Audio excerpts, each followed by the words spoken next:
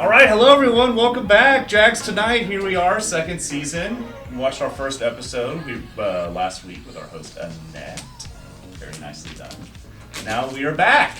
It's me, Mr. Bella here at LBJ Early College High School here in Austin, Texas. Welcome back to the show. It's nice to be back here for our second season. I'm joined here by a very special guest, a woman sitting to my right-hand side. Please welcome Mrs. K.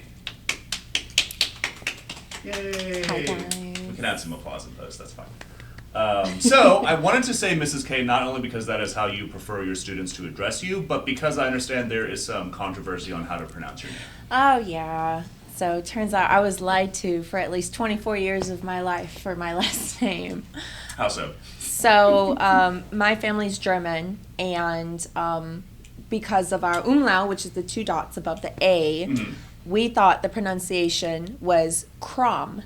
But it turns out, I've learned this from my friends in Germany, the A is actually an A sound, not an A sound, so it's actually Kram, which was used not really in the most fun ways when I was in high school. Oh, sure. Yeah. So yeah, but I mean, I'm okay with either or, but sometimes it's just easier for people just go by Miss K. Plus, I don't know, it was kind of odd for me when I first started teaching how people were calling me by my last name. Sure, I've had to get used to that too. Yeah. And then like at the time they were like, oh, you shouldn't let your students call you by your first name. And I was like, oh, but I don't know, to me I was like, oh, it makes me feel older. Yeah, no, I hear you. So Miss K. With that settled, now let's give an actual proper welcome to Miss Maddison Kram. Thank you. Thank you in the back. Appreciate it. So, Miss Kram, Maddison, if I may. Yes. Much to your point, whenever I first started, I was like, how do I refer to other teachers? Do I refer to them as their last names? All the students do? What do I do? So it's been difficult. But Madison, for now, you are a teacher here at LBJ Early College High School. What do you teach? So I am the art teacher, and I have painting, ceramics, and drawing as my classes. Interesting. So tell me about how you started developing a love for art. And out of those three, which is your favorite? Which one should I start with? Dealer's choice. Okay. So out of the three, I would have to say my favorite is ceramics. Okay. I feel like I did more of that when I was in college, and I really enjoyed it. And why I like art and why I got into art. I felt like it was always a way that I could express myself, even when I was really little. Sure. And in the beginning, you can imagine I actually was not good at art. But my mom, she always loved any pieces that we would make for her. Oh, sure, yeah, moms. Yeah. And then on top of that, I finally found my niche in art, and all of a sudden they were like, oh, this is actually really good. But of course, artists, we are our worst critics. So I was just like, no, it's horrible. But yeah, I don't know. It always brought peace of mind to me, and it was just something that it doesn't matter who you are, your character, or like your background, nothing. Art is art, and that's just as it is, and I've always really enjoyed that. So. Do you remember the first thing you ever made with a ceramic medium? I think I didn't like quite make it, but I was involved with it. It was my baby footprint. My dad and my mom decided to make a little dish, a little ceramic dish, and they put my little baby foot and they stuck it in it. And so there's a baby footprint out there somewhere in the world of mine. So you were making art just pretty much straight out of the womb. Yeah, basically. We could kind of tangentially say. That's great. Do you remember the first thing that you made that you were like very proud of?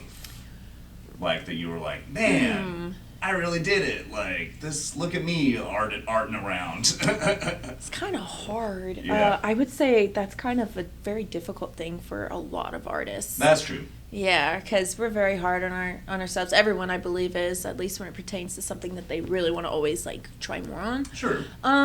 I would have to say it was my final project for my watercolor class Okay. in college. Interesting. Yeah, because that was like the make it or break it. Like, if I don't do well on this, I don't pass the class, and then I would have to restart all over. But it took me 2 weeks to make, and it was on a like 18 by 30 poster, and I That's did big. 15 different layers of watercoloring on it with different like glue and gesso and other things. It was a fireworks piece. Wow. Yeah. That's impressive, dude. Yeah, it was really cool. Once I had it all finished, I mean, I was going a little bit crazy because I didn't get too much sleep, but that's normal. I mean, college. yeah. I mean, 2 weeks. To do Yeah. that, that's insane. So tell me a little bit more about your educational background and how long you've been a teacher. So, educational background, I got my high school diploma. I have a minor in education, Okay. and I majored in general art. But that's because when you become an art teacher, it's a little bit flip-flopped from if you were an English teacher or a math teacher. Sure. Which then you would major in education. So which was a lot of fun because I got to focus more on art. Yes. And all kinds of different like spectrums of that. What was the other question? How long have you been a teacher then, after having a background in art and a minor in education? How long have you actually been in the profession, quote unquote, of teaching? So I actually started substituting right out of high school. Oh, wow. Yeah. Right out of high school. Right out of high school. Yeah. 18-year-old substitute. Yeah. How did that go? I was 19. Yeah, So? 19. Yeah. It was very difficult I because believe it. my first substituting job was at a high school, and it was at my old Memorial High School. So Interesting. literally some of my students, quote unquote, were actually also my friends. So it was very strange. Just like a few extra hall passes. Like, here you go, buddy. Oh no, I definitely, I'm a big sister. I'm one of 6 sisters. Oh, wow. 6 sisters? Yeah. So I got my that gosh. big sister in me, so I messed with them Wow. instead. I was like, when they would come and ask me, can I go to the bathroom? I was like, no, go sit. Dishes. Yeah, it was fun. I actually enjoyed it, but I did that for about 4 or 5 years. Okay. And then I became a teacher, but COVID kind of put that little gap in there. Yeah. I was supposed to go to Japan to teach English. Very cool. Yeah, that was actually my dream. And instead, because of the COVID situation, I had to wait off on that. Sure. Then I got a job position in Houston because I'm originally from Houston. And I was a middle school, high school art teacher there for 2 years. Then I went to South Korea and I lived there for a year and I taught English there. Now I'm here. So. What was your favorite food that you ate in South Korea? Oh gosh. I love Korean food, having come from a culinary background myself. Yeah. Their version of chicken wings Oh my is gosh. so good. It is. I think they use cornstarch in just the batter. I think it's just cornstarch. And this one kicks way back for anyone who is a fan of processed foods. There is a Korean dish called, I think the Korean name for it is budae-jjigae, Yep. Korean army stew. And it was after the Korean War, and after a lot of the American GIs showed up, it was a lot of the processed foods there. We think like American cheese, Spam, baked beans, etc. They incorporated it into this like spicy stew that they would make. So it was like kimchi and broth and like scallions and then like chunks of Spam or hot dogs and baked beans and squash. It was very seasonal and it changed constantly. And you would throw your little noodles in there, your ramen or what have you. And it's so good. It's very odd to describe to people. Most people think it sounds gross, but I love it. Oh, it's great. I mean, they still have it everywhere there because, from the age of 18 up to about 36, I believe, they have to enlist at least 1 year into the Army. Mhm. Yeah. So they still have that going on there. But, I mean, for the most part, they're always pretty safe because there's not much going on, which is, the best that we can ask for. Right. Yeah. Exactly. That's awesome, though. My favorite dish would have to be samgyetang. I don't know what that is. Or probably don't recognize it by it being pronounced. My pronunciation's terrible. So think of like a fancy chicken noodle soup.